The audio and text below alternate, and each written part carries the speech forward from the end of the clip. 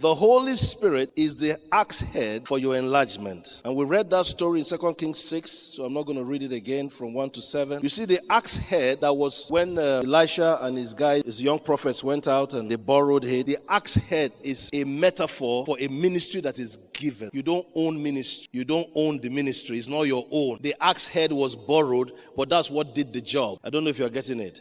So it's a metaphor for ministry that is not owned, is borrowed, is given to you as a trust. The axe head is a metaphor for ministry given to you as a trust, because that's what brought the enlargement, but it was not their own. So I cannot get up and say, I own this church. How can you own the church? You can't own the church, because when you are dead, it will still be here.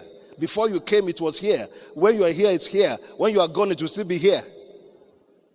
People say they have a lot of money. Before you came, God put it here. When you die, when you are gone, it's still going to be here because the owner is God. So that exile is a metaphor for ministry that is given. Is as a trust to us. Our life too is like that. So the Holy Spirit is that axe head. I want to encourage us this morning to be more Holy Spirit dependent than mental dependency. For you to be telling the Lord, I'm depending on you. And one of my own, the way I see some of these things is that I find what God has already anointed, and I stand with that. God has already anointed something, and you team up with that, you will look good. But it's not that you are looking good. You just happen to find what was anointed by God. And what is anointed by God is what He told you to do. It's the one He has blessed. So find out, what's the Holy Spirit doing? What's He saying to me? And that's what will make the difference. Whatever is born of God, what overcometh the world.